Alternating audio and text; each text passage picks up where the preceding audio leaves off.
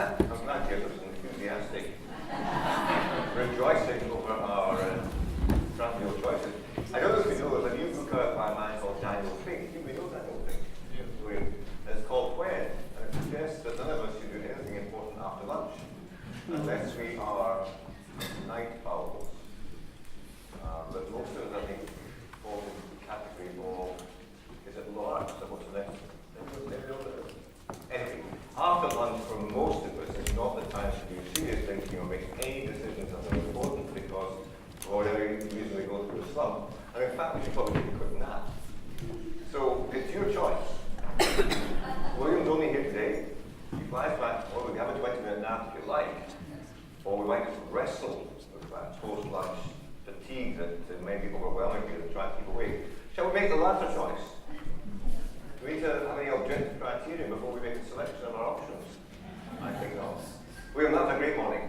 Thank you so much. And a lot of people said to me how inspirational it was, how helpful it was, how motivational it was. And I think, I don't know about you folks here, but it was the reduction of apparent complexity to relative simplicity, which struck me about what you do and how you do it. Because I know in your book, Getting to Yes Yourself, which has now arrived and you've been photographing them, I know you make the comment that these are often matters of common sense, profound common sense, but they seem to be matters of sense uncommonly applied, and that's a slightly longer characterization of what you say.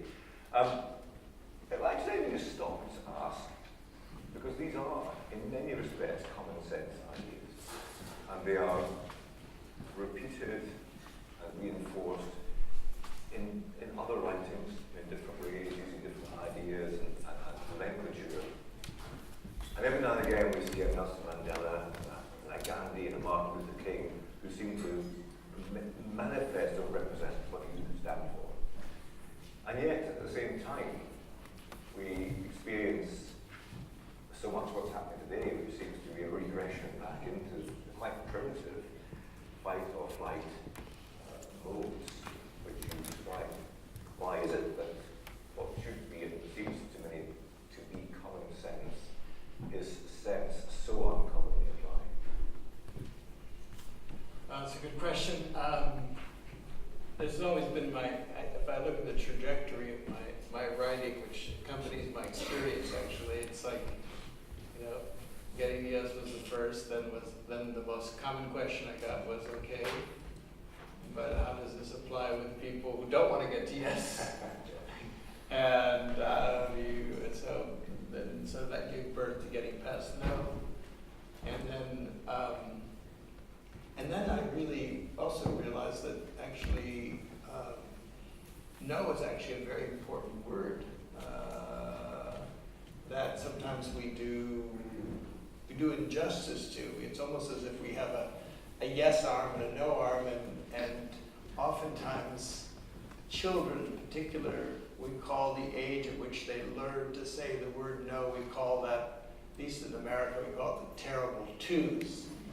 And it can drive parents crazy, but it actually, developmental psychologists tell us that that's an extremely important phase in a child's development, because the child's learning to assert its own identity, what they like, what they don't like, what they want, what they don't want. It's the word of power, and but it gets stigmatized sometimes by parents, and then by teachers who don't like to hear the word no, and then by bosses who don't like to hear the word no, and so it's what I've found is we have to rescue the word no, because no is actually, life is in some sense a dance of yes and no. I think it was Pythagoras who once said that the two simplest words in the language are yes and no, and therefore they are the most difficult.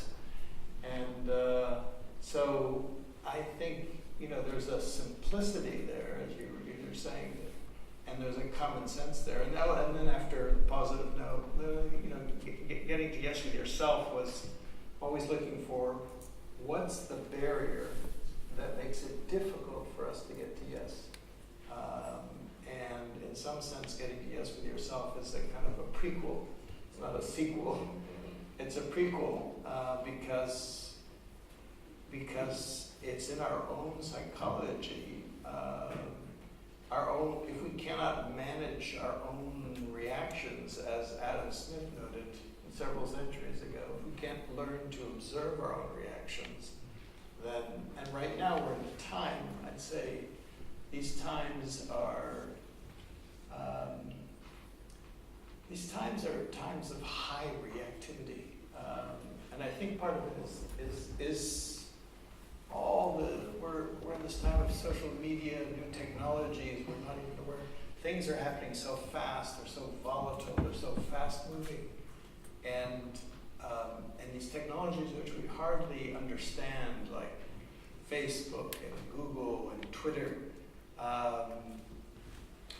The people who invented them thought they were just kind of like interesting technologies, but actually they profoundly affect human communication, and they're profoundly addictive, and they're designed to be addictive.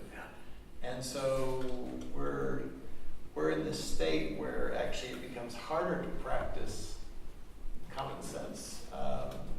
But I do believe that if we can understand those obstacles, and I think there's enough people, somehow the internet gives you the sense that the world is all going to hell in a handbasket. But I have another friend who's Steve Pinker. Stephen Pinker's a colleague at Harvard who actually has gone back and compiled, for example, on the issue of violence, and shows how, for example, this island, for example, the levels of violence over the last 4 centuries on this island have dropped dramatically. I mean, tenfold, or perhaps even 100-fold from what they were, in the 1500s or 1600s. And actually, the trends even in the world today, there are fewer wars than there were. Fewer people are dying in wars. There are fewer people dying per capita in wars, but you would never know that because the media.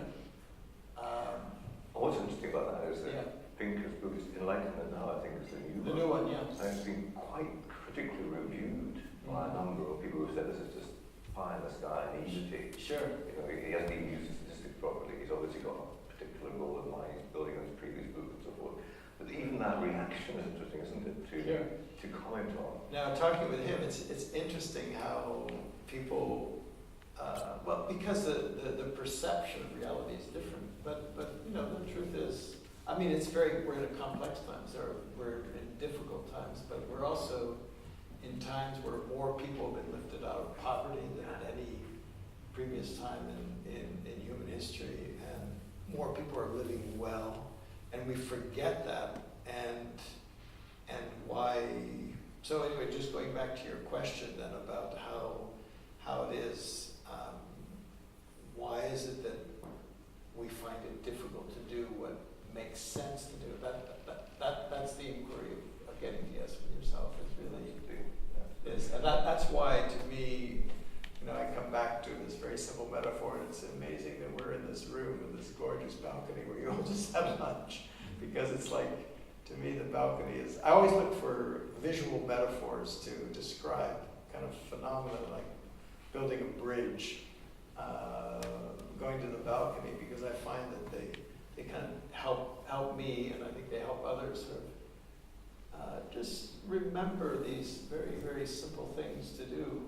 As someone mentioned, even taking a minute of silence in the middle of a busy day, or a few times, it just, scientists are learning, physiologists are learning, it just calms down our nervous system, because our nervous systems are being continually stimulated at a level that was not true in Edinburgh of the time of the Enlightenment, when people were, they didn't have these phones going off all the time. Let me explore that, because I was struck by your slide with hypo and optimum in the middle. What occurs to me is that the modern era, as you said, places us in this almost constant experience of hyperstimulation. And I think if you indirectly, if not directly, refer, that takes us back to the primitive circumstances of fight or flight, the amygdala, cortisol, adrenaline, and we are then in that mode of fighting the wild animal, which is what that was designed to do, but now in social circumstances. And that then leads me to ask you about neuroscience and an understanding of neuroscience and implicit bias, confirmation bias, all that, which even since you must have written Getting to Yes yourself, seems to have exploded still further in the literature at least. I mean, how do you view the current state of science around the brain and its implications both for your work and more generally for the Getting to Yes with ourselves and others' perspectives? Well, I think it can be very helpful. For example, I have a colleague at MIT who's, I think they developed very simple apps, like there's an app now, or they're developing ways in which, for example, you can get yourself feedback about, in a conversation, measuring how much you're talking and how much you're listening. And you get, just like you have Fitbits, so that kind of tell you how much exercise you get. But and you'd be surprised, you'd get shocked, wow, I was talking 80% of the time, and the other person was only talking 20% of the time. So I think there are ways in which they can do that, but there's also really interesting neuroscience around showing people images, for example, of people who are like co-ethnics being humiliated in some way, and it actually changes your brain. It changes your brain, which is why, like in the United States, when there's an image of an African American being killed by a policeman, it creates collective rage. It changes people's brains, and I think one of the things we need to learn too, and I think this is another new effect of the internet, is that there's so much news coming of traumatic events happening in different parts of the world that stimulate us, and we have, in each of us, we have individual traumas that we haven't healed, and we have collective traumas, and those get activated all the time, and we're having to learn to deal with that. And I think there's so many new fields to develop, but one of them is around the healing of collective trauma. Wherever I go, like North Korea, for example, is a good example of, in the United States, there's an amnesia about the Korean War. I mean, we remember World War II, we remember Vietnam, but we don't remember the Korean War. I don't know how much, actually, Great Britain participated in the Korean War too, and I don't know how much that war is remembered, but if you go back and look at that war, because right now this image we have of North Korea is like, it's kind of a crazy country, it's run by crazy leaders, and it's all bizarre, and what do they have against us?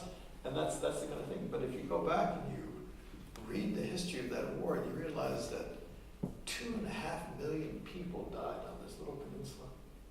2.5 million people, like 20% of the population.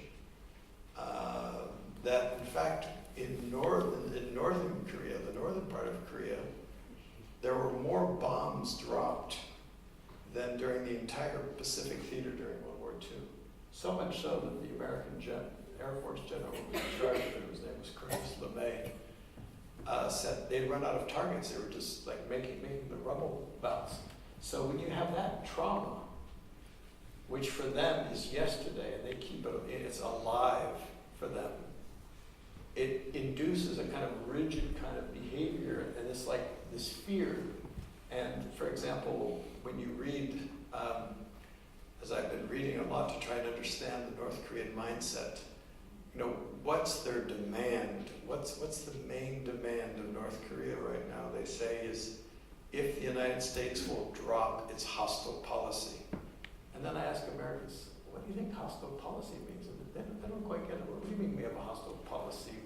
If they would just get rid of their weapons, we leave them at peace. And even very intelligent people, but I once asked a North Korean, what does hostile policy mean? It means getting rid of the feeling of being on the brink of constant annihilation, because that's the experience that was experienced 70 years ago or 65 years ago. And given what you described as the proximity of soul to thousands of artillery positions, those people in South Korea must also live in a constant fear, at least, of implicit anxiety. That's it. And concern. That's it. I want to come back to Korea in a while, but just raising the topic you've raised about collective memory and collective pain. We were talking yesterday about St. Petersburg, Leningrad, I think it then was, and the Second World War, and Russia, and the West response to Russia in the post-Cold War era, Yeltsin, Gorbachev, Yeltsin, and what has caused the rise of Putin and the apparent hostility of Putin towards the West. But we began to unpick that a bit, didn't we? Because as with North Korea, we reflected on the million-plus lives which were lost just outside Leningrad in the winter of 42, 43, 44. And you've had experience working with Russians over many years. Would you reflect for us a little bit on West's relationship with Russia, and in particular the current relationship between your own country and President Putin, and how that has got to where it now is, which seems to be a resumption of that enmity, where perhaps we don't understand each other's language, as you mentioned this morning, and reflect back on history and our understanding or lack of it, perhaps, in that context. Yeah, it's yeah, I grew up as a boy, where there was a fear of Soviet communism, and that there'd be an atomic bomb that could be dropped at any moment, if someone in the Kremlin so decided, or the White House for that matter. And then we went through and then I remember going to Moscow many, many times during the 80s, trying to work on if there are any ways to reduce the risk of an accidental nuclear war, because I always assumed that, people wouldn't agree on anything, but the one thing they could agree upon was they don't want a war by accident. A deliberate war, that was fine, but a war by accident. So I figured that was a point of common ground to begin with. And I went to what was then Leningrad, and Putin, in fact, is from, that's where he's from. And so you just understand that his psychology is formed by that, and the collective psychology of being invaded. And then I think it was Benjamin Disraeli who once said, the most important thing in life, next to knowing when to seize an opportunity, is knowing when to forego an opportunity. And I think the United States and the West missed that chance. After the fall of the Soviet Union,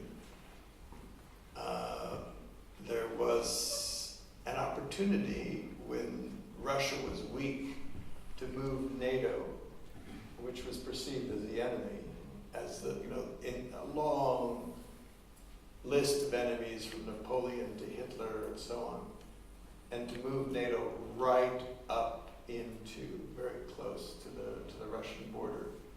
I think that in Russia that was felt as humiliating, threatening.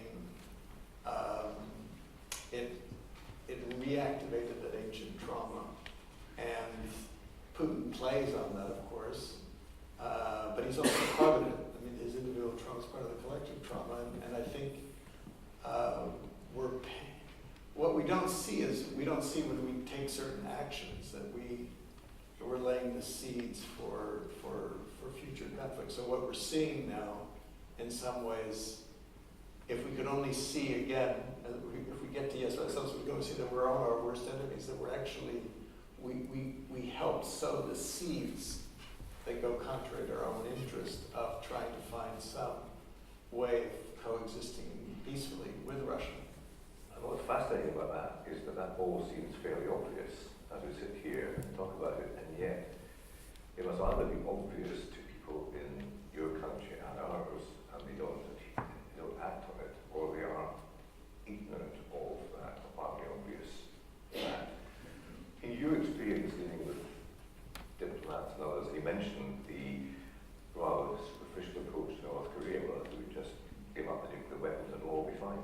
And what is your experience of how these people deal with history, understand history, even recent experiences of history from experienced by adversaries, as well they formulate policy. You're talking about North Korea? Don't just Russia. Generally, I moved from Russia, and I used to, not in your reflection about North Korea, but just generally, diplomats now as in power, considering how to deal with these major world situations, Russia and North Korea, to take two examples, and you describe the obvious invented history. I think, well, first of all, history, if we don't learn from history, we're doomed to repeat it, as they say, as the saying goes. But and in fact, that's exactly what's happening in North Korea. This is where I would love to see, I mean, I think conflict resolution, mediation, negotiation still in its infancy, and I'd love to see it expand. But one area I'd love to see it expand is to make a bridge with psychology, collective psychology, and trauma psychology in particular. What we're learning now about individual traumas, and even with MRIs and all things, is the way in which traumas deeply influence us, and collective traumas deeply influence us. In fact, there's even research now that collective trauma is passed on epigenetically through from generation to generation, and which opens up the question of how do we heal? Just because there's now new methodologies for how do you heal trauma, and how do you heal individual trauma with PTSD, which is a certain kind of trauma.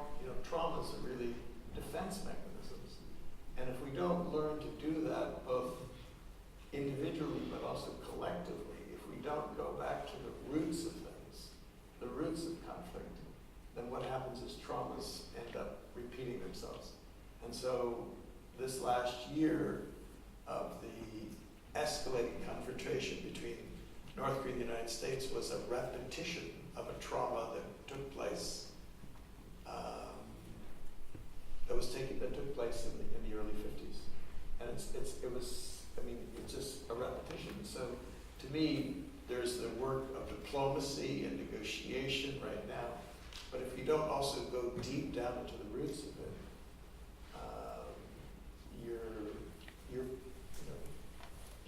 you may be constructing a little bit of a bridge. You're dealing with the symptoms, but not dealing with the root conditions. And I think the same is true between the West and Russia.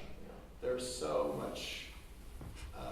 It's a traumatic relationship, and Russia, historically, has experienced these invasions from the West as well as from the East.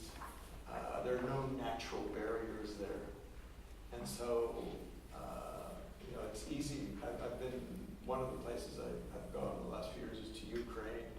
The whole question with Crimea, what's happening in Western Ukraine, but is to understand that the complexity of that whole situation. But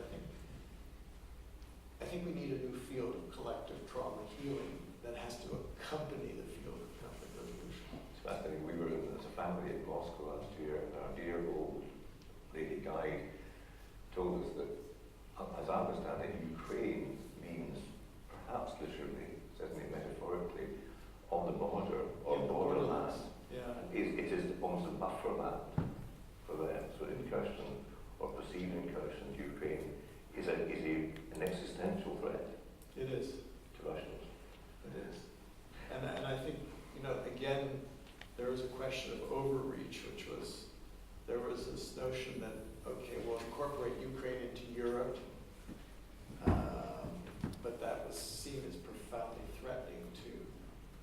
So your point earlier was about opportunity foregone, as well as opportunity taken. Yeah. What you're hinting at is that the West, with a bit of wisdom, might actually have foregone opportunities to extend influence. That's it.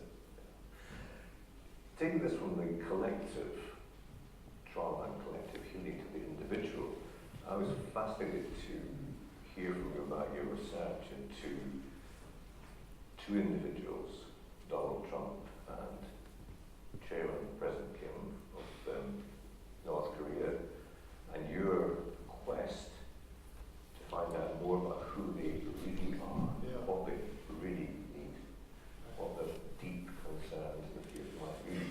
So far as you're able, I know that this is a common matter, so you want to be discreet perhaps, but so far Roger, what can you tell us about both the process of doing that and why you would do that, and separately, what that might be to discover, which might be helpful going forward?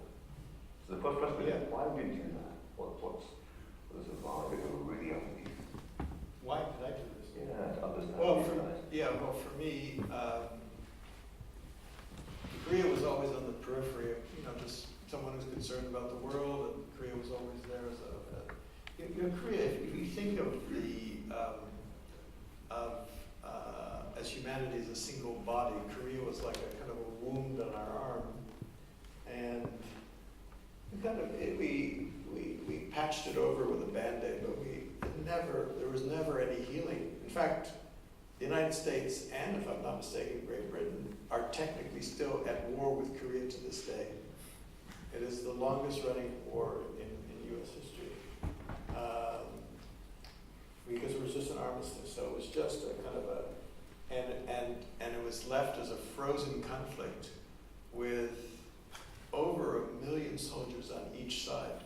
There are more soldiers in the South Korean army than there are in the American army. Just to give you a sense, this is the most heavily militarized border in the world on this little peninsula.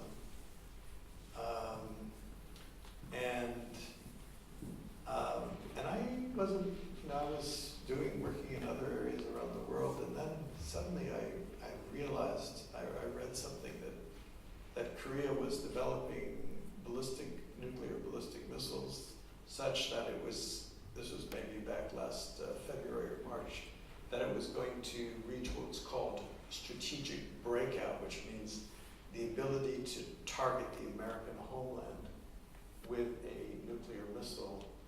And the experts were then saying within 3 to 5 years.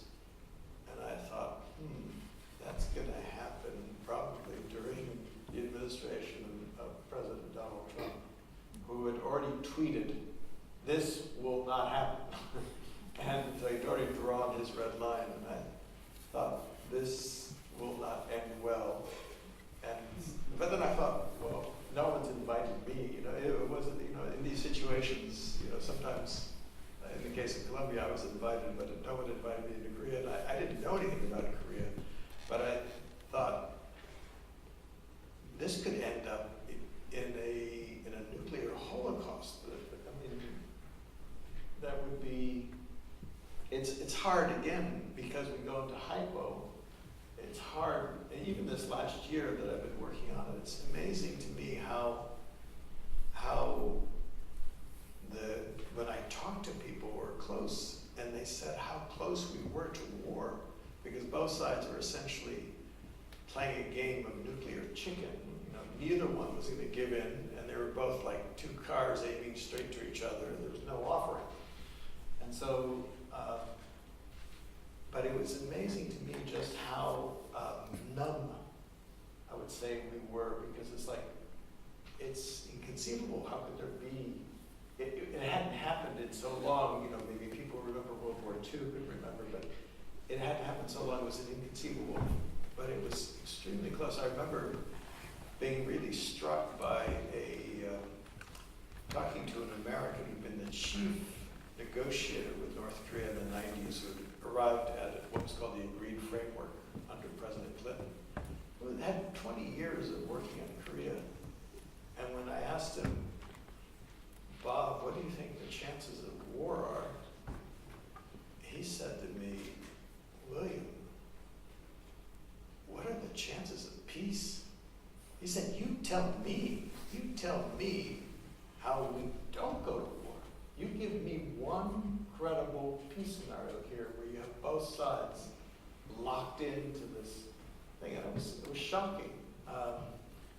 But it was interesting that it was, because when people might disagree whether it was I remember, 5%, some people said it's 50%, some people 70% chances of war. It was like extremely high, so unacceptably high, because the consequences are, the estimates I saw were, 5 million dead, 6 million dead, nuclear weapons going off, radiation spreading around the planet, who knows, China and the United States could come into conflict because they're both trying to occupy North Korea and seize the weapons. It was kind of an unthinkable thing. It would have been, if it happened, and it still could happen, it would be by far and away the biggest event that happened in the world since the end of World War II. And yet, it's like reality is this way, but it's kind of like, it was hard, and then people go on with their normal lives. And I was wondering, I said, so who's doing something about this? I mean, if you were the world and you were saying, okay, there's a 50% chance of a nuclear cataclysm, how many people are waking up every single morning thinking, this is my job to try and interrupt this violence? And so it was interesting. So I finally just said, well, I'm not a North Korean expert, but I better become one, or not even become one, because I'm still not a North Korean expert, but I didn't want to be on the other side of that and felt like I hadn't done something. So I started dropping everything else that I was doing. But the first thing I did was just following what I was talking about this morning was I wrote out those 2 victory speeches. Those victory speeches were written back last April. And I just began from the end. And then as I look at them, I said, even though both of these men can win, and the interesting thing about this situation, which was strange, is even though it was a very complicated negotiation, in the end, because of the unusual nature of the North Korean system and the American system, the decision to go to war lay within 2 human minds. In the United States, because of the whole nuclear thing, the President of the United States has the unilateral ability. There's a man who accompanies him all the time with a little thing called the football. It's a little case with codes. And he, at any moment that he decides, can do that, and by the Constitution, there's no one who can stop it, basically. I mean, without going against the Constitution, I mean, basically. So it's like, so Donald Trump, so then I thought I'd better understand this man's psychology, because, and really put myself in his shoes and practice what I'm preaching here, because I may not agree with him in many ways, but I really better understand his childhood traumas, the way he thinks, because he's, as you know, he's kind of impulsive and volatile, and really trying to understand who influences him, and the same thing for Kim. Then think about how one could help each of them become a hero, by avoiding war rather than by going to war. And like with the first thing, even the first hour of looking at it, I was just Googling Kim, who knows Kim, to understand him. He, as you know, some of you know, he went to school in Switzerland for a couple of years, and there were some reports about what he was like in school in Switzerland for 2 years or so.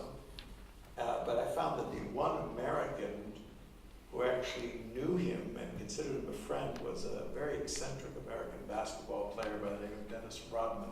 And so I thought, how do I get a hold of Dennis Rodman? Because he's the only one who knows anything about Kim.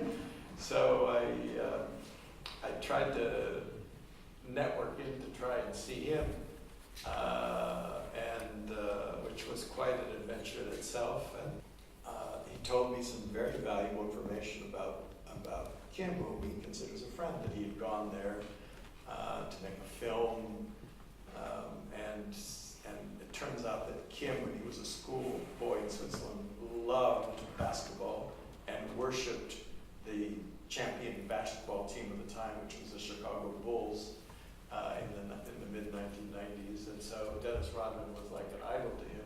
So when he found out Dennis Rodman was there, Dennis Rodman was sitting there in the bleachers, and suddenly Kim was sitting right next to him, and then invited him to dinner, invited him out drinking, invited him to his home, and they connected. They connected psychologically. They were both kind of, even studying both psychologies, they both had this rebel kind of like, we'll show the world kind of psychology.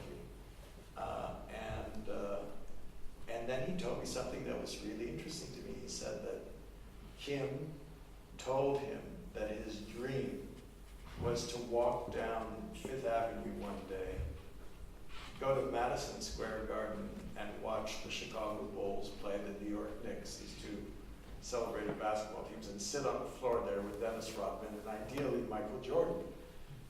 And so I thought, that's the key. The key is you have to find someone's dream, and you have to find some way to make that dream come true. That's like the balcony. Put yourself in the shoes, go way down. And say, okay, so how do we make that dream come true? How do we make it become true for Kim to do that? And then I also reached out to a friend of mine, a colleague of mine, who actually, who I was working very closely with in Northern Ireland. I know who'd been going to, in Colombia, but also works in Northern Ireland and been the chief negotiator for the British government in Northern Ireland, Jonathan Powell, who'd been chief of staff to Tony Blair for 14 years. And he was going to North Korea together with a former British Labour MEP by Glenn Ford. And they'd had a kind of an exchange with North Korea, which he'd always complained about because you'd always go there and nothing ever happens. It takes a long time. But I said, we've got to reactivate that channel. And it turned out their interlocutor was the ambassador of North Korea in Switzerland at the time that Kim was in school, so he was the surrogate father of Kim. So he was kind of like the trusted advisor. So Jonathan and I and Glenn sort of formed a kind of a trio to try to engage in what we call iteration and itineration, which is you kind of itinerate between Washington, Pyongyang, Seoul, Washington, Pyongyang, Seoul, iterating all the time, just trying to, listening for what the interests were. And one of the interesting things you find is that in prepping, an American, I couldn't travel to North Korea because there was a travel ban on Americans going there. But one of the things that interesting that Jonathan reported on his first trip there, or his trip there, was that I'd asked him to ask the North Koreans, what could the Americans do to reduce the risk? What could the Americans do to reduce the risk? What could the Americans do? What do the North Koreans really want the Americans to do that they could realistically do? And the answer he got back was, the Americans know exactly what they should do. They know exactly what they should do, and I'm not going to tell you. So then, when Jonathan and I and Glenn went to Washington and met with the State Department, and the fellow there was the chief negotiator with North Korea, and reported that to him, he said, we don't have the slightest idea what the North Koreans want us to do. And that's kind of like this, it's like in the mediation world, it's like, each side thinks the other side knows what they want them to do, but in fact, oftentimes you don't. And there wasn't even that elementary form of communication going on. So we began kind of a set of experiments to carry messages back and forth, try to help the process of communication. We weren't necessarily invited, but we and to do that to the White House, to the high levels of the South Korean government and the North Korean government, just to, and one of the things we began to do is carry those pictures that I just showed you, because we found that gave a visual image of the victory speech, if that's what we want, and that's we formed a team. We tried to use kind of very creative thinking, like understanding Donald Trump. He happens to see, he was described, he happens to see his presidency like a reality TV show. And in a reality TV show, so he wakes up every morning and it's kind of, that's why everything is like a surprise. You know, he wouldn't announce where the summer was, because in a reality TV show, you always have to kind of create surprises. And so we went and we consulted the reality TV producer who had been his producer on The Apprentice, and asked him questions like, if this was a reality TV show, how would this end well?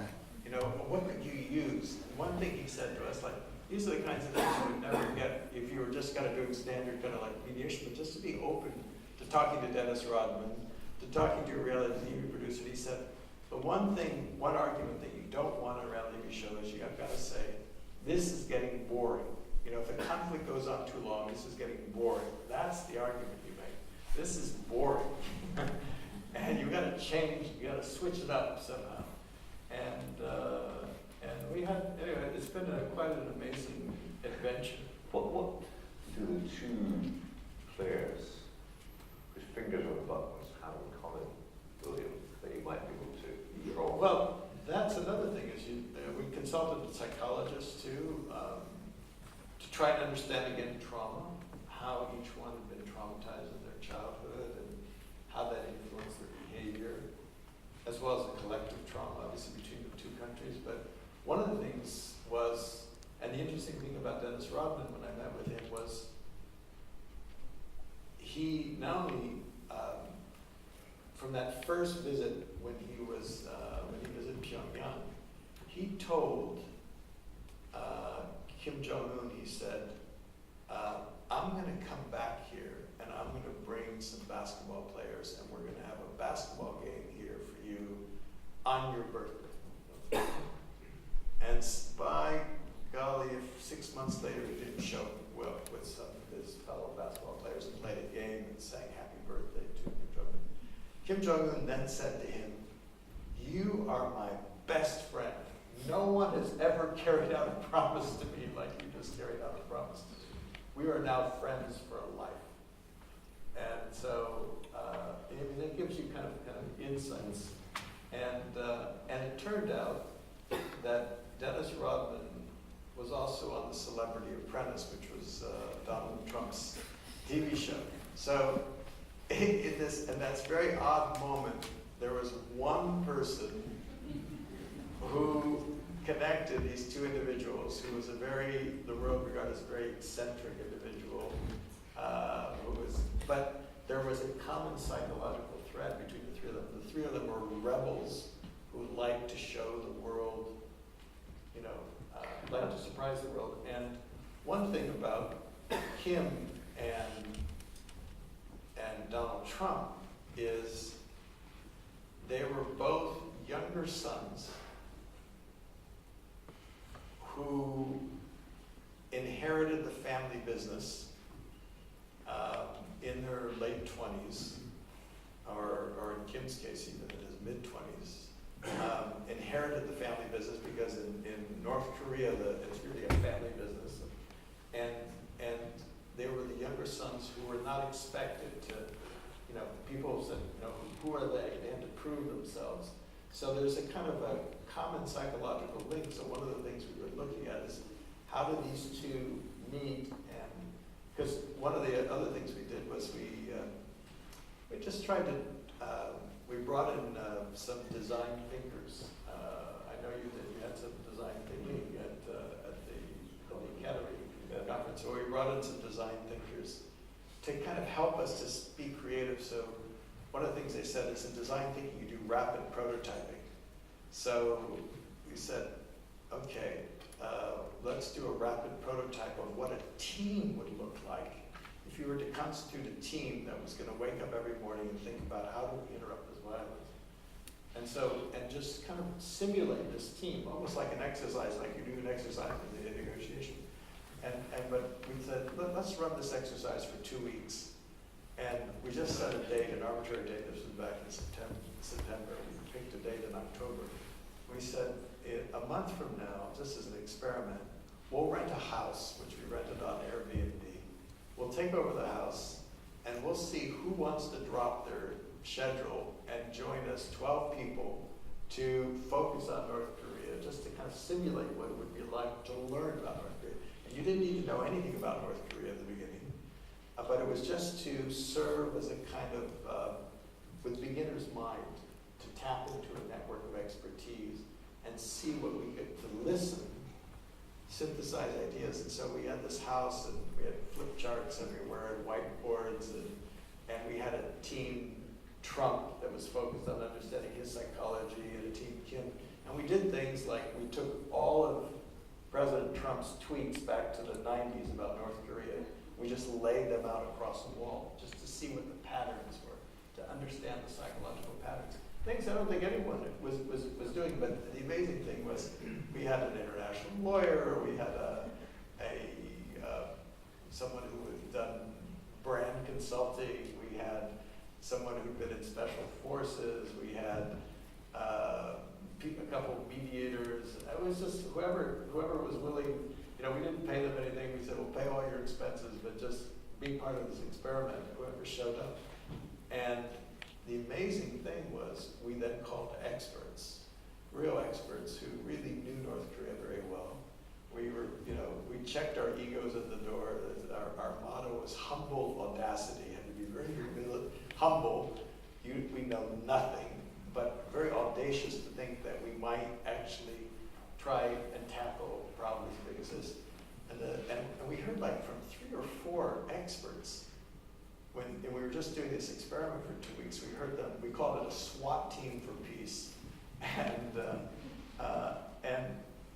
like 3 or 4 times from real experts. I mean, people who had worked in the State Department of Diplomacy or were professors at West Point of North Korea.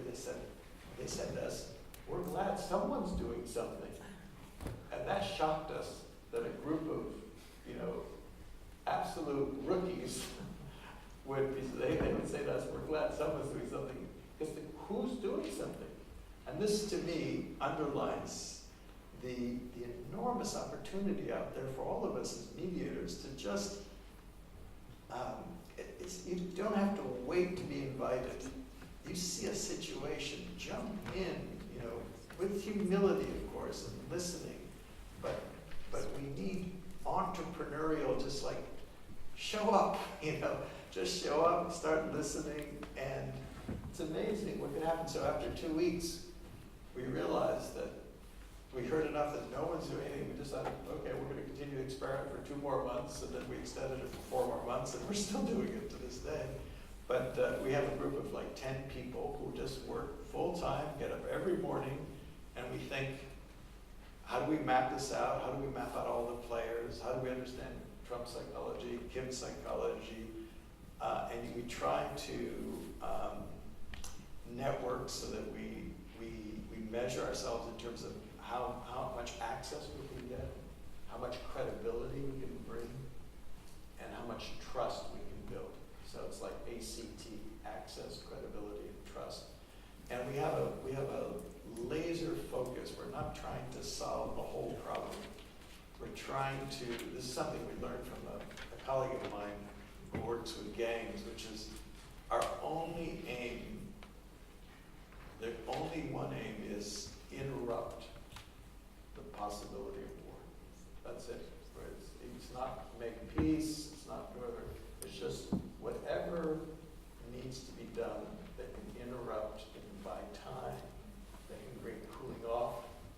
And what's amazing is with this team that did it over, and the only way it works is the team acts as a kind of intelligent switchboard for what I call the third side, which is there's this latent desire and willingness in the larger community to try and stop something, but it's not mobilized, and you have to activate it. It's almost like it's like the immune system in our body.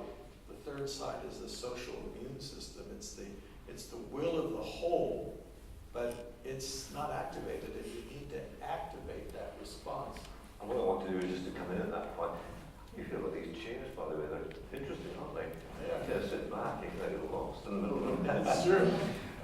Humble audacity. I want to just pause for a second and invite you all to think about not only the particular situation you're invited to consider this morning, but things that are going on round about us. I don't know about you, but my default setting has always been or often been diffidence and deference. And while I have this instinct of wanting to make a difference and help to change things, I think I find myself backing off.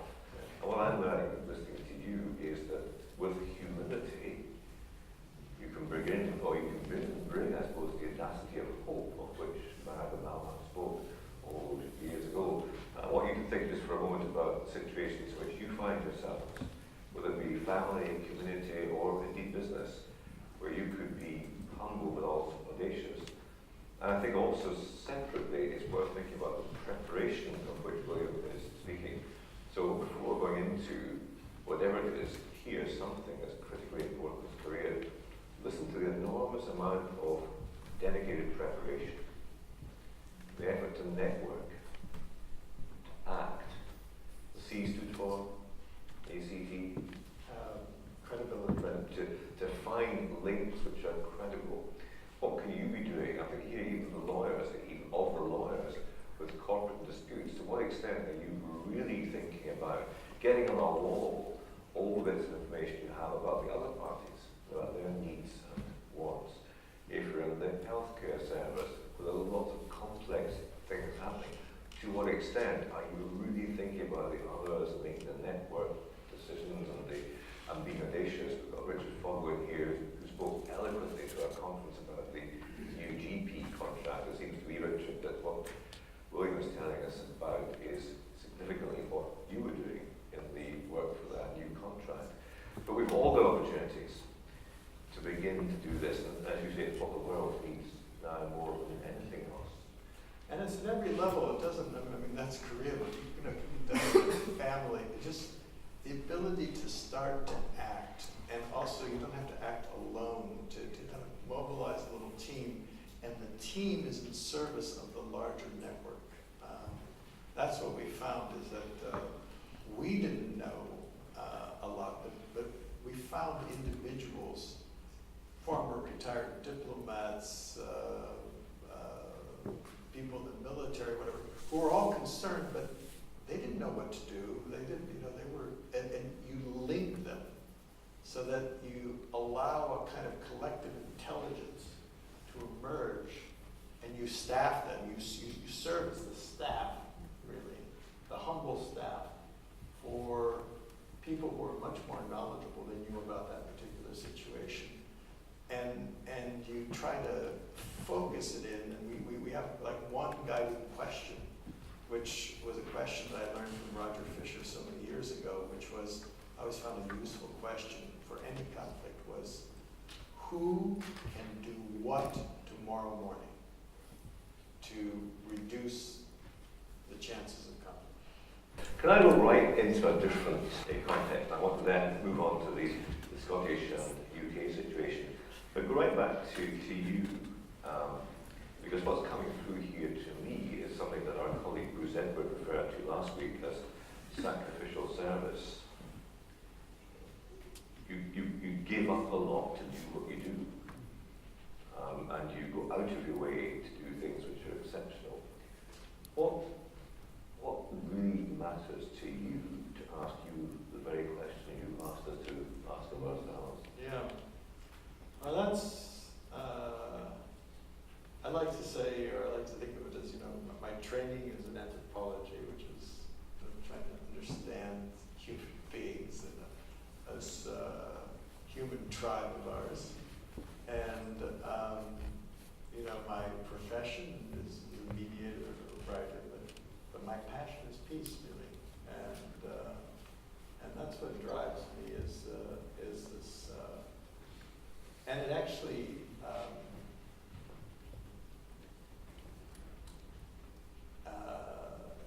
it's not peace in just this kind of distant, kind of almost impossible dream. That's there too, but it's like peace right now, right here. Peace is in the process. Parliamentary democracies and other democracies in the West seem at the moment to be suffering from a malaise which may be quite deep and are characterized by a lot of adversarialism, binary thinking,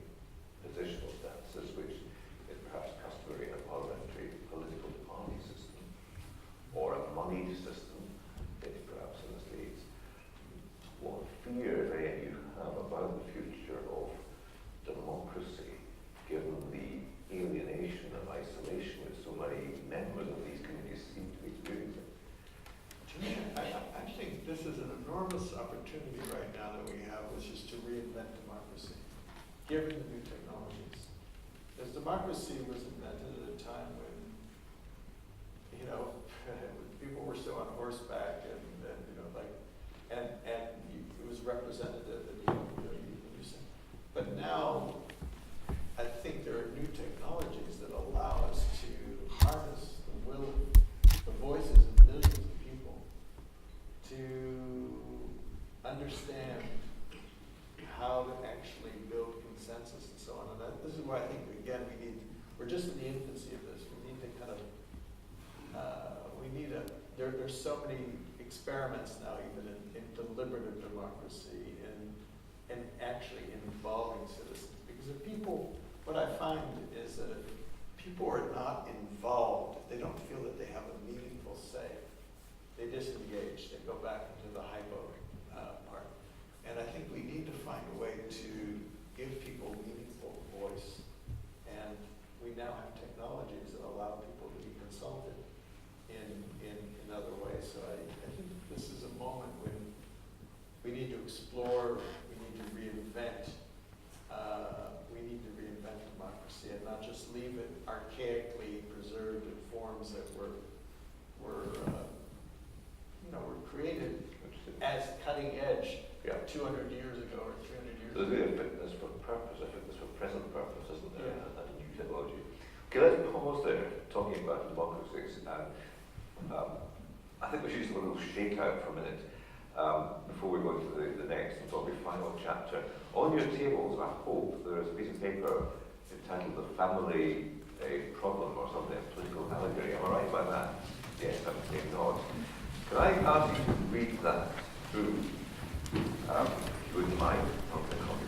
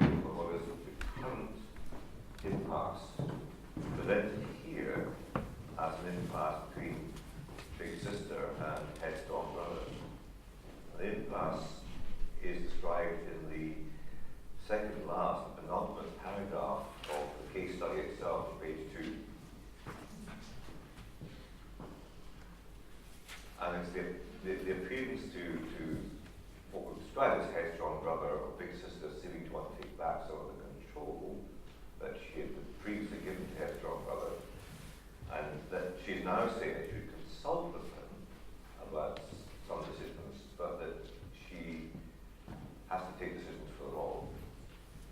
But he, as headstrong brother, looking for a relationship of equals because he's grown up a bit over the last 2 years, would prefer him to work consensually.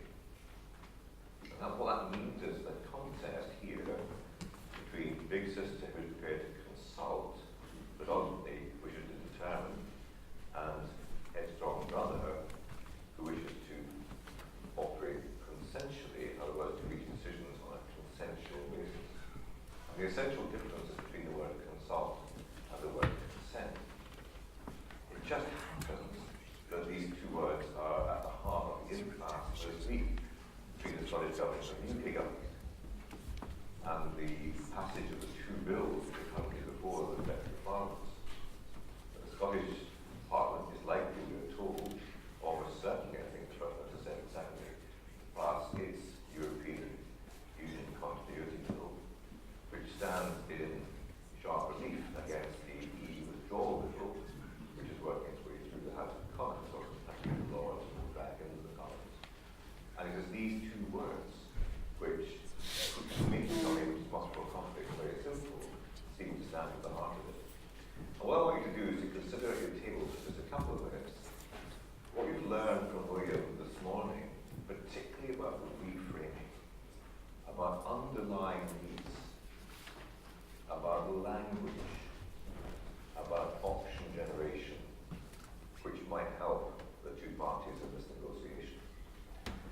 brainstorming for just a few moments at your tables. Let's see what you come up with. And then I'm going to ask for William's wisdom on where we are on Brexit and Scotland and the UK government and so forth and so on in the final 20 minutes or so before we open up. Over to you. Have a discussion at your table.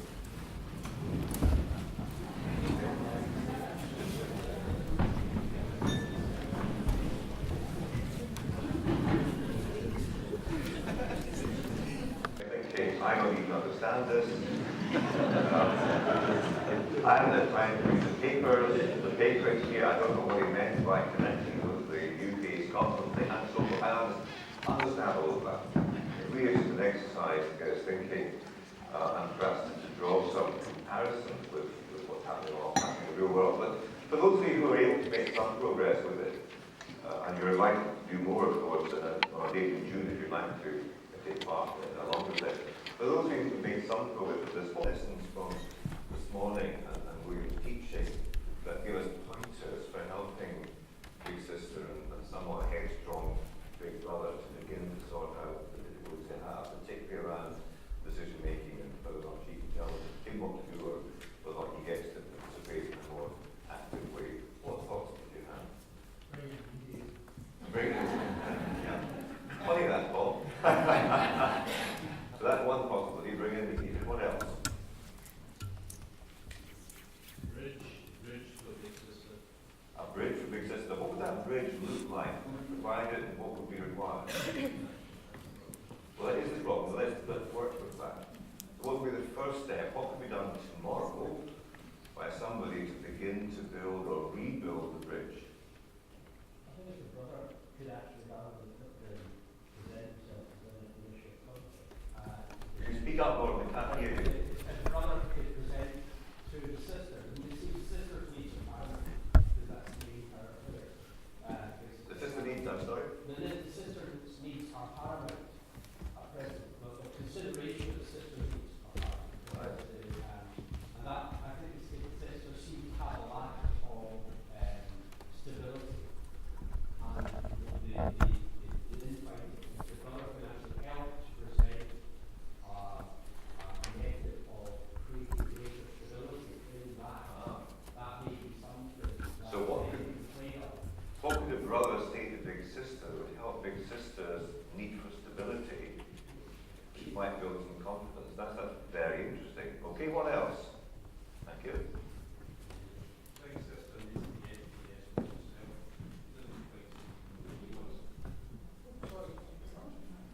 Big Sister needs to get to yes with herself because she doesn't know what she wants. If she doesn't know what she wants, the brother doesn't know. So what does Big Sister need to do to get to yes with herself?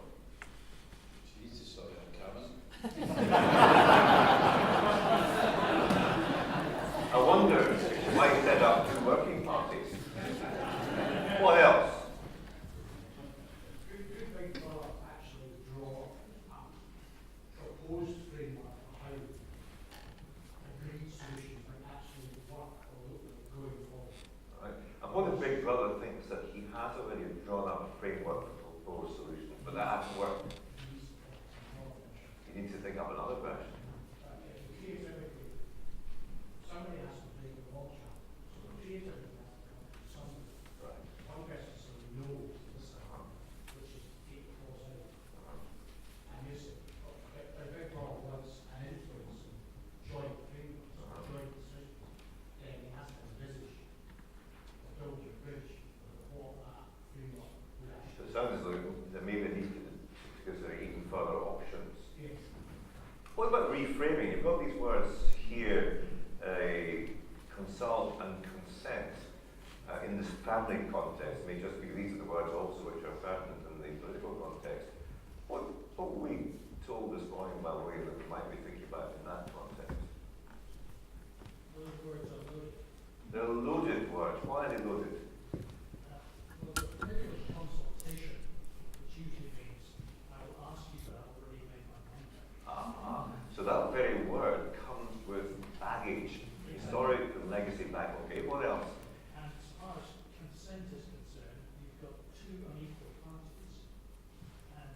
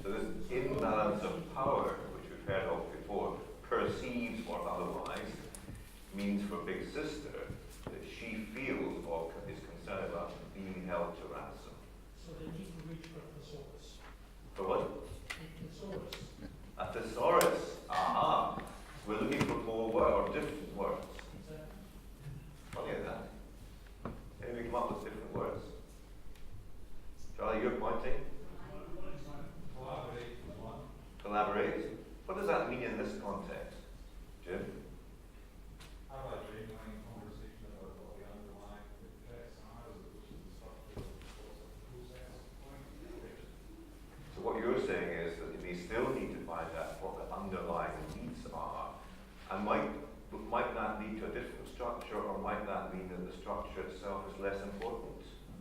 What are your thoughts? Tended towards the latter. Isn't that interesting? Because sometimes by imposing a fabric, a structure, we tend to find ourselves literally boxed in, don't we? Interesting. Okay. I think the words are actually behind you. Committed to respectful dialogue. You look at these words there. Yeah. Yeah. But I also think there is an issue about the weak twin who is, not for all intents and purposes, holding big sister for us. Or at least parts of the big twin, you might, the wee twin, you might think. Weak twin. Yeah. Absolutely. Interesting, isn't it? Yes. So the apparently smaller, possibly less powerful, perceptibly, twin is in fact apparently holding a disproportionate amount of power in all of this, separate to but influencing the big sister head-strong brother relationship. Yeah. Isn't that fascinating? Sounds like it could be played out in real life. One more thought. Jimmy. I wonder if there's a challenge for, it's very picking up on the point about getting the yes, but big sister getting the yes of itself, but is that the difficulty in the situation of going to respectful balcony and seeing a big picture? It just seems to a lot in the situation we find themselves in. The question would be to what extent either parties or those advising them have been able to get up on the balcony. And there is to what extent the leaders as well as advisors have been able to get up on the balcony and perhaps also look in the same direction. Will, you spoke the other day about walking shoulder to shoulder. I wonder, for example, how many times Theresa May and Nicola Sturgeon, rather than sitting in opposite each other having a press comment on their leg, have actually gone walking together, privately in the Botanic Gardens, the three of them, that day, or in Kew Gardens, alternatively, shoulder to shoulder. Interesting thought. As Joe Klopp said, we have much more in common than divides us. Callum? Find a basketball game, or the equivalent in this country. What is it that these two have in common? What is it that others have in common?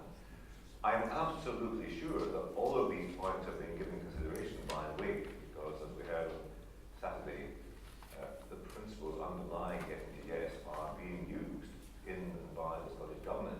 But it would be interesting, wouldn't it, to reflect still further on all of these, and also on the power of the third side, that's us, who have an interest, and ultimately are the beneficiaries or, I hate to say victims, those who will experience the consequences of these decisions.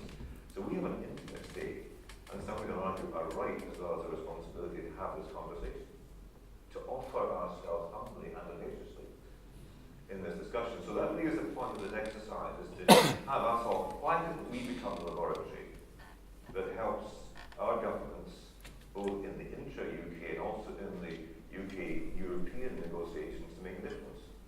Why not? If not us, who else? The question you asked of yourself, William, one morning when you woke up and thought about career. What are your thoughts about this conversation we're having and about our situation here in Scotland in particular, but in our relationships with the United Kingdom at governmental level, and the expression of the impact of these two words? If you were involved, what would you be thinking, saying, and perhaps even doing? I like these suggestions. I mean, to me, first of all, I go to the balcony and really look at the big picture, because there's this neighborhood community association, right? So there's a larger, I think one of the key abilities we need to cultivate in negotiations, like with a camera lens, is the ability to zoom out and then zoom in. Zoom out, zoom in. And if we zoom out for a moment, we realize that this family is part of a larger extended family. And then you look at what are the real issues that affect people's lives, and what issues are you trying to solve here, and see if you can engage in problem solving that involves the different players on issues, whether it's agriculture, for example, or whatever the issue is, and that actually maximizes the ability of all the different players to have a say, to have their needs met, and actually design a process that in 90% of the cases actually arrives at a consensual agreement. And then you just have like 10% where you couldn't, and then you could even design ways in which, agreed ways to resolve those 10%, which might be, so that it's never a unilateral imposition which appears to the younger headstrong brother as a kind of profoundly unfair imposition that disturbs the agreed upon relationship of inclusion. So the question is, how do we maximize inclusion? And that's fascinating because, in fact, in reality, we heard from one of the leading Scottish government officials last Thursday at our conference that through applying your thinking, principal negotiation, interest-based approaches, a very significant number of issues have in fact been agreed and resolved. And the agreement to disagree, or the recognition of disagreement, is actually still a respectful one, about which, around which a lot of hard work has been done. So it is in fact the 10% already. And what we're talking about here is what to do with that very difficult 10%, what the procedures or processes might be. And you've, of course, got the experience of getting to yes in something which was, I was looking to say equally, but much, much more significant in many respects, and that's Colombia. So you've got to yes, albeit, as you say, then the constituencies had to wrestle with the consequences of the referendum. What were the significant turning points, tipping points, or key moments that enabled you to help the President and, of course, others to get to that? Well, I think the first tipping point was in the very beginning, actually. It's like the seeds. We began, I think as I described somewhere, we began with a victory speech. And here I would want to think about, given that the big sister has some trouble getting a yes with herself, what's her victory speech? Who are her key constituents? What would be the victory speech she would need to deliver that would be important to her? The headstrong brother, what would be the headstrong brother's victory speech? Working back from that, what are the core interests that are involved? What are the core needs, both personal needs and collective needs, collective interests? And in Colombia, that's what we did. It's interesting to watch it. We began with that victory speech. We began with those victory speeches. We then decoded, for example, for the other side, which was the FARC, the guerrilla, what were the 4 or 5 core interests that they needed? They could not be surrendered. They couldn't just say, okay, guys, 50 years of war, it's all over, it's all a mistake. There was issues of social justice. They needed something there. There was actually common ground there around agricultural reform. They needed to be able to, the essential deal was put down your guns and exchange bullets for ballots. How do we encourage you? How do we bring you back into the political system? So there was that around political voice. There was personal security, which was extremely important given previous episodes of death squads. And anyway, there was like 3 or 4 of those things. On the basis of that, we came up with a formula for an agreed upon agenda that was only like 4 or 5 pages long. And then they spent 4 or 5 years actually fleshing out that formula, and that became the agreement. So it was like a little seed that became a tree. And I think where you end up has a lot to do with where you begin. So beginning from that point, which was an interest-based approach. And I think another thing was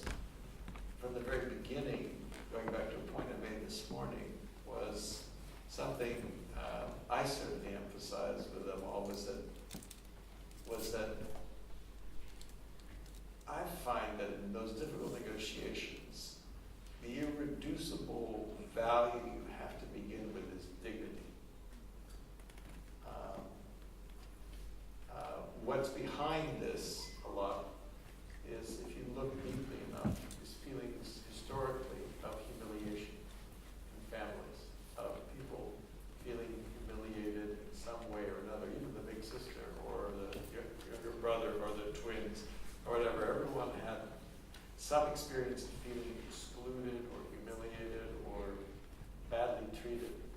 And if you could begin with the principle of dignity, of human dignity, the dignity of every human being, the dignity, collective dignity, then that becomes the tone. It's almost like a musical tone that you set from the beginning of respect, of seeing the humanity in the other, of remembering that we're all members of the same family, including of the extended family. Then I think there is the possibility out of that, of a different form of collaboration growing. Fascinating. You know, the thoughts occurring to me that big sisters' difficulties with wider community could be, at that time in the late 50s and early 60s, one of the leading figures in the big community did not allow big sister and the rest of the family to enter into that community association. Only 15 years or less after big sister had saved them all from a very big bad person across the road. Right. It's true. Really. Folks, time for questions. We were into the last stages now, and just wonderful stuff, wonderful, thought-provoking, challenging stuff. But over to you, I know Alicia, you had a question that you wanted to ask. Is the microphone to hand? Yeah. Right, that would be good, I think, to bring down. I see one also from Raheem, and I see one from Gary. So, or it's coming in. Okay, right. Alicia, are you ready to go with your question? Okay, come on, it's the microphone. Do you want to pass it down, Miriam? To pass it down? Down here, hands up, Alicia. Good questions from William. I had a question about the role of women in negotiation and how you've seen that role evolve over the last, I guess, 4 decades that you've been involved in this work. I know from the experiences that you've had on kind of the macro level scale, a lot of negotiations or being an advisor or a coaching role has been involved with a lot of male presidents or vice presidents. And if you could just speak to the role of women, I would appreciate it. For sure. I think the role of women is crucial. I didn't talk so much this morning, but I worked a lot on the concept of the third side, which is the whole, the community, and I find that women actually are often the leading third-siders. I've seen in conflicts, being a voice for the community. You saw it in Northern Ireland was the first voices really to speak up, to begin to build a bridge, were women, often mothers who had lost sons or lost people in the Troubles. I've seen the same phenomenon in other places, like Liberia. In Colombia, for example, there was an innovation in the process where the victims, of whom, as I mentioned, there are many, many millions, representatives of the victims were brought into the negotiations while the negotiations were taking place, were brought to Havana, came in delegations, and there were hearings held in which they told their stories to the negotiators. Sometimes the negotiations happen in this kind of rarefied atmosphere, but to bring those stories into and then to tell their stories because the media would cover it, they were often, the great majority of them were women. And interestingly enough, despite the fears that bringing victims into the conversation would disrupt the negotiations and would steer it in a more vengeful spirit, the victims often turned to be the more forgiving ones, the ones who are calling more for, we need peace now. So I'd say the role of women is extremely important. In terms of women leaders, I haven't had the privilege of working with many. I did have the opportunity to work with one I know who has clouded a little bit with a little bit of controversy right now, who is Aung San Suu Kyi. But I remember there are many, many different ethnic conflicts in Burma, in Myanmar, not just the Rohingya, but they're ancient, the ones, the Karen, the Kachin. There are like 17 different civil wars going on in that country. And when I first met her, it was very interesting to me because she had asked us in to form a kind of, to train her peace negotiators. And she quite courageously invited in the military, including the military who had imprisoned her for 20 years, into the room, these uniformed military. And the way that she spoke to them, the way that she was the only woman in the room, but she really commanded a kind of respect, I think was really important. I've actually heard the same thing as I just mentioned about Kim's sister, that there was a meeting, when she showed up, the atmosphere of the room actually changed. So I think women have an enormously important role to play in peacemaking, and I'm delighted to see that in the mediation field, more and more women actually are entering it and are becoming the dominant force in mediation. Women, I hate to generalize about genders, but women often have a greater talent for building relationships or for cultivating empathy. I mean, and there are evolutionary biological bases for these kinds of things. So I see a future. There's been a gross imbalance, and I see that starting to be righted. There's UN resolutions about it, and so on. So I think gender balance is extremely important, and will continue to grow, and will actually play a very positive role in the field of mediation and peacemaking. Good, thank you. Right.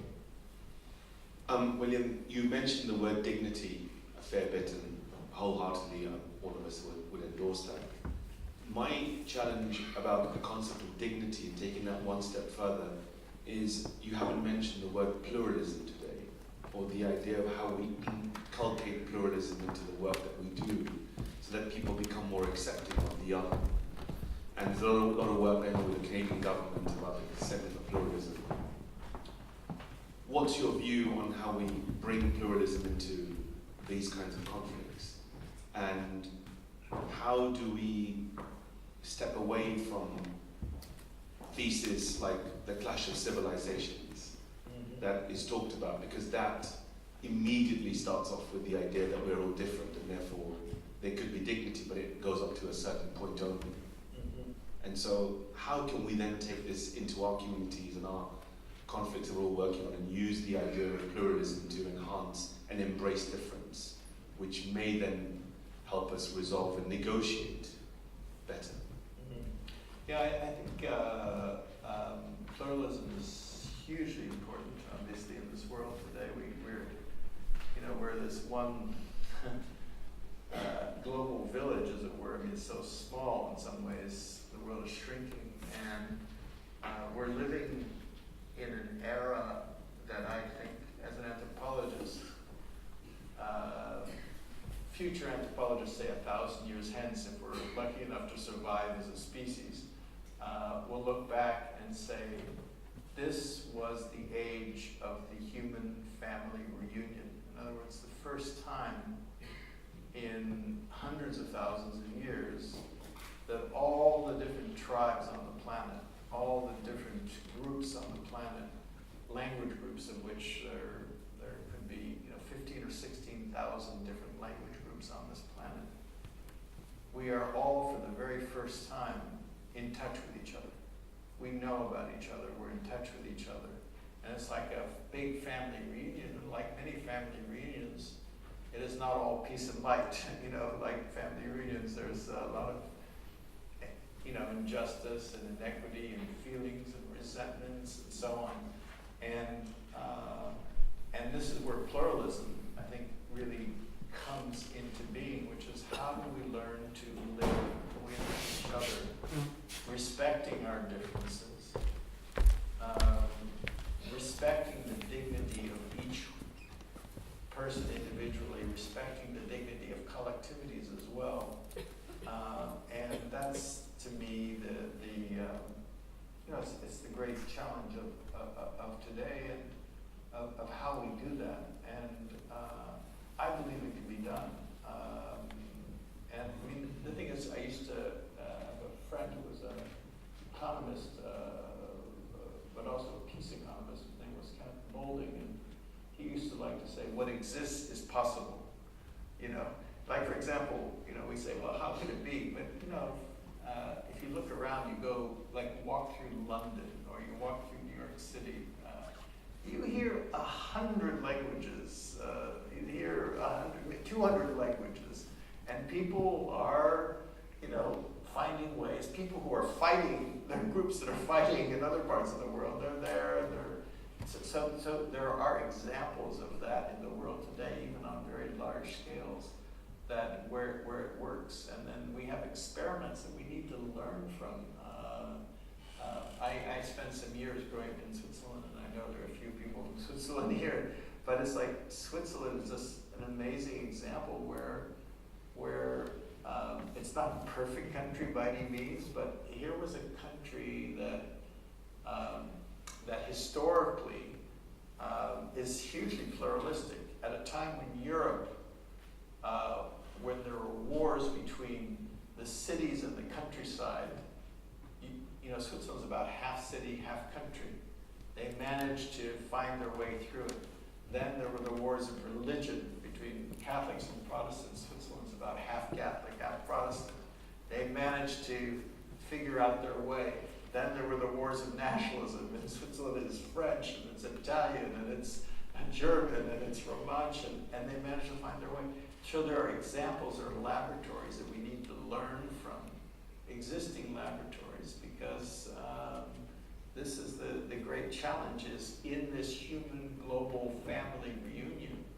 How do we learn to live together? And one, just I put in a little, not a plug, but just some years ago, after right after the events of 9/11 and the Iraq War, I saw this huge divide open up between the so-called West and the so-called global Muslim community. I was trying to think of what could be done, and I saw that politically, whenever there was, that people regarded religion as regressive and so on. So I wondered I asked myself the question, what if you applied conflict resolution and entered into this so-called regressive field of fundamentalism and regression, and in the Middle East? And so I looked at, because so much of it's around identity, so I looked at the figure of Abraham, and since, as John mentioned, I'm an aficionado of walking, I came up with a kind of a crazy out-of-the-box idea of what if you had a walk that retraced the journey of Abraham, who is kind of the symbol, respected by all the different religions in that area, for his insight that everyone is connected, that everyone is family. Not only does he represent the idea that everyone's descended from this one figure, but his basic message to his children is that that all is one, basically. And what he's known for in that entire region, the quality he's most known for is hospitality, kindness towards strangers, towards perfect strangers. His tent, no one knows whether he existed, but mythically his tent was open in all four directions to receive strangers. And so, and that was an idea, was to create a kind of like a Santiago de Compostela in the Middle East, to connect all of that, to actually value pluralism and unity at the same time. And over the last 10 or 15 years now, there are several thousand kilometers that have been mapped out. There are thousands of people who have begun to walk this path, even in the midst of, you'd think in the, times in the Middle East, but lots of people from different countries, young people, old people, and interestingly, the majority of walkers are women. And so we need experiments like that kind of remind us that no matter what divides us, what unites us is far greater. Could you pass the microphone to Guy Coots, and Laura will ask you for your question now. Thank you for a great day and for sharing with us the idea of going from the end to the beginning by using the victory speeches. Can you about the difference between the imaginary victory speeches used in the negotiation and the actual victory speeches used, actually spoken. Do they use the same terms, and what is the differences that you can share with us?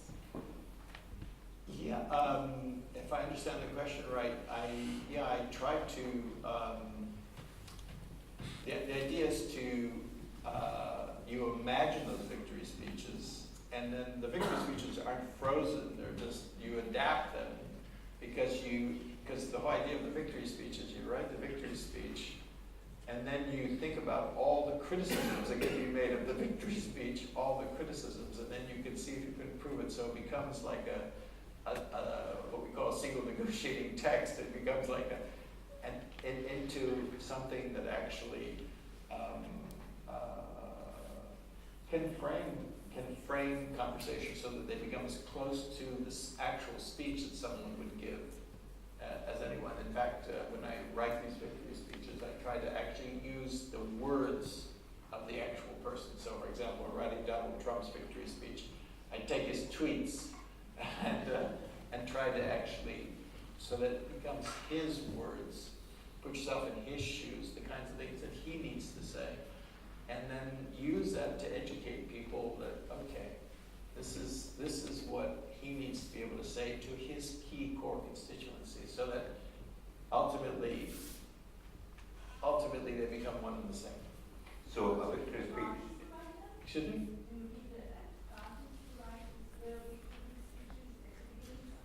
Do I ask the parties to write them? Oh yes, absolutely. Yeah. So victory speech is in 280 characters from now on. Gary, and then that's the end of one. Absolutely. Yes, up end of the back there, and then we'll take one more. I think you might have touched on this a little bit when you were talking about Switzerland, but I wonder if we can press a little bit further. I was very taken with the description you were giving, that if you're looking at a conflict, you really got to understand the trauma that people have had. If you don't understand that trauma, we're set to repeat the mistakes as people re-experience it as we go forward. I'm just wondering if anybody's done any work, or if you've got any thoughts about some of the major conflicts that we've seen, where there appears to me now to be reconciliation and a positive way forward. So if you're looking at places like Japan or Germany after the Second World War, or if you look at even in America after the Civil War, that we are not repeating the conflicts. There is a more settled solution there. I'm just wondering if there are lessons from what happened post those conflicts for when we're looking at what we have to put in place in the future conflicts. Yeah, I think we need a whole field around that, just a real study of these kind of giant processes of reconciliation. Germany, for example, and France, which, or Germany and the UK for that matter, but there wasn't probably a family in France who hadn't lost someone in 3 wars with Germany, and it's a model to me of like how, something that was unimaginable. It would have been unimaginable if you had stood in the ruins of London and the ruins of Dresden and the ruins of, to imagine that 50, 60 years later, this would be the most prosperous, if you'd said this would be the most prosperous, peaceful part of the world in which war was inconceivable between these countries, people would have thought it was absolutely, you were smoking something. They would have thought it was an impossible dream, and yet it happened. And it happened through the hard work of reconciliation. Informal, formal, bringing together people and so on. And that, for example, stands there. Then if you look at the example of Japan did not fully go through that process of apology, of reparation, of only partially. And the result is that, for example, Korea, still there's profound antipathy in Korea, in China, towards Japan, because the wound is still not healed. So it's, even though there's peace between those countries, there's still there's still a lot of room to be made. In the United States, for example, the Civil War, there were, President Lincoln spoke, it's interesting, he spoke about binding the wounds even in the closing days of the war when animosities were so high. In fact, there was one moment when, just before he died, he was in the White House, he was giving a talk about the great need to reconcile with the adversaries. And this war was, there were, it was a huge portion of the population that died and suffered in that war. It was a terrible, terrible civil war. And he was speaking sympathetically of the South. And there was a Yankee patriot in the audience who took him to task and said, "Mr. President, how dare you speak kindly of our enemies when you ought to be thinking of exterminating them, destroying them?" And he thought for a moment, and he said, "Madam, do I not destroy my enemy when I turn them into my friend?" And that spirit helped a lot. And some of that spirit was reversed when he was assassinated and someone else came into being. And to some extent, those wounds still exist. That's the thing about why we need to learn to heal these traumas, because just papering them over and pretending like they don't exist or saying it's ancient history doesn't quite do it. There are modalities. Modalities of truth and apology, collective, that need to happen, that are profoundly important to allow these traumas to heal. And I think we need a whole field, a new field in that regard, that can draw on neuroscience and can draw on conflict resolution, because we need to kind of drain the venom out of all these conflicts, so that this human family can actually, we can give give our children and grandchildren the world that they deserve. Here's a project for the University of Palestine Enda Young. Yes, you have a question, and then we've got one more here, and that might be just about time. Yes, Enda. Perfect, thanks, John. William, back to Brexit again. Being from Northern Ireland, I'm just really curious to know what you think about the current issue on the Irish border in the negotiations at the moment. What are your thoughts on the Irish border? I can't confess that I am not the expert on this, but I would say that it's a very, very it's an important issue. I don't think that people were thinking about it when they were considering Brexit and so on, because that there needs to be a creative way in which that border remains open. Otherwise, all the years of struggle to begin to find an accommodation, to have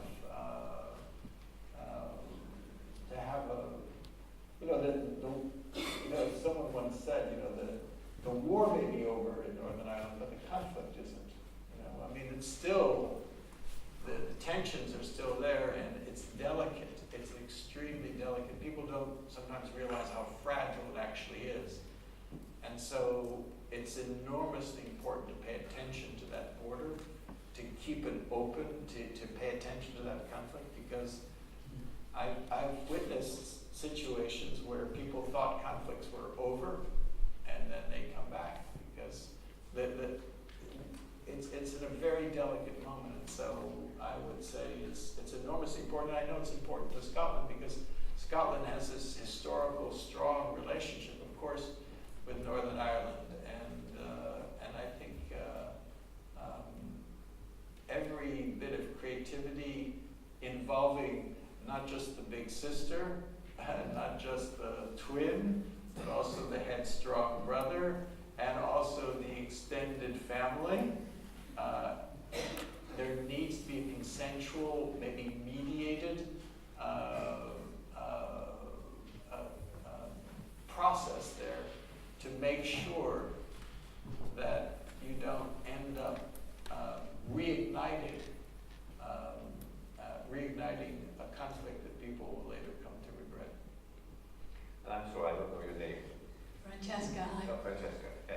So you've talked a lot about you need to get to yes with yourself before you can get to yes with another party. And earlier you asked the question, what do you ultimately want? But there's a sort of an assumption of congruence in that, and it may be more complicated. So what does it mean to write a victory speech for part of yourself, or build a golden bridge for part of yourself if that's where the conflict lies? Yes, that's a really good question. I do think actually there's actually a whole even field of therapy that's developing about internal systems therapy and so on around different parts of yourselves. And I do think it's actually could be useful to apply this model to, if you're conflicted, to actually, I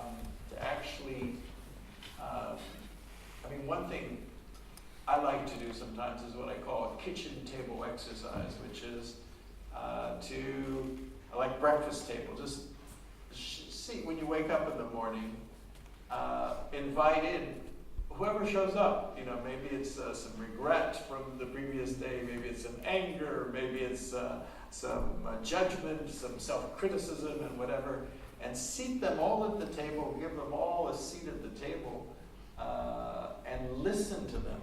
That's the thing, is listen to those different voices inside you. There may be a little bit of a cacophony around the breakfast table, but I find that if you suppress those voices, if you suppress any one of those voices, they don't actually go away. They just work subterraneously. So welcome them, give them a handshake, you know. And for example, all of us have a very powerful.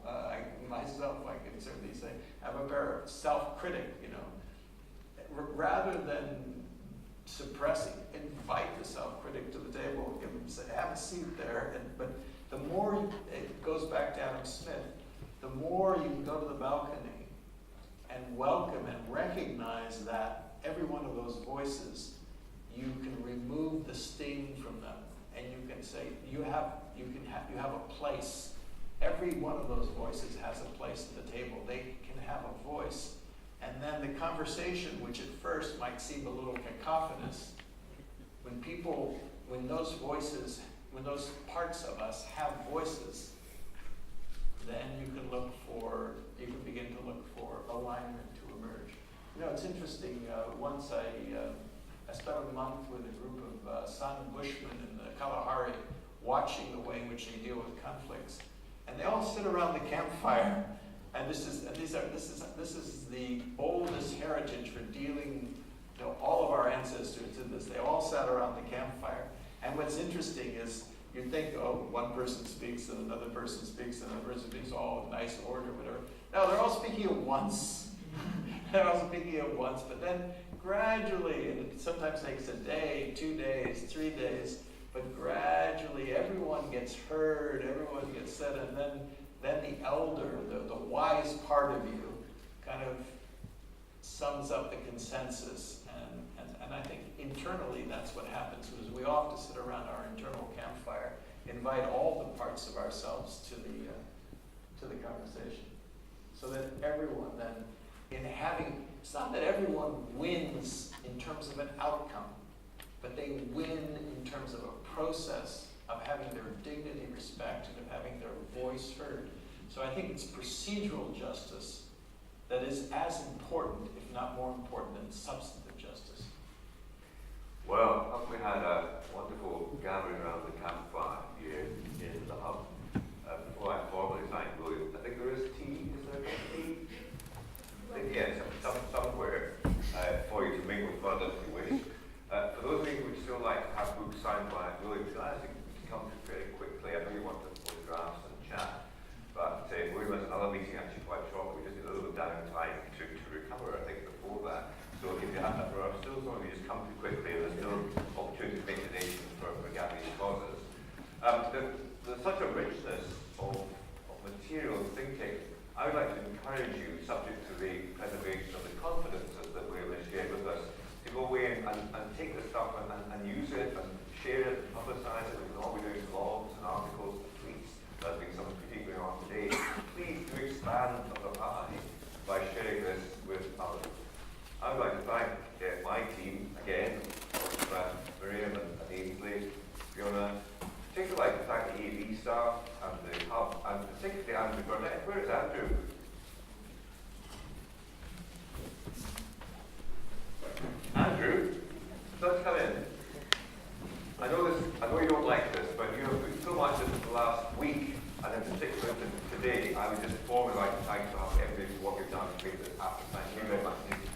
Annette. Thank you, Annette.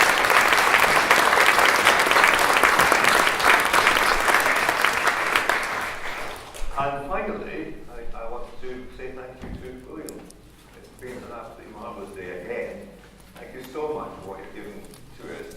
When I think about the journey you have, the travelling you do, and here you are, another 6-7 hours of sharing with people with the intensity and wisdom that you bring, is just such an honour and a privilege for us all. So thank you so much. And there's one final act which I want to engage in. I hope Gabby might still be here, but she's not. So would you, on our behalf, please thank Gabby and present her on our behalf with this sash of the International Mediator Department. With pleasure. And I hope somebody present to take photographs of this. And for you, can we present you with an authentic Edinburgh 18 International Mediator Art scarf, which I hope you will wear in Korea, Venezuela, Colombia, and most importantly in the White House next time you're there. Thank you so much.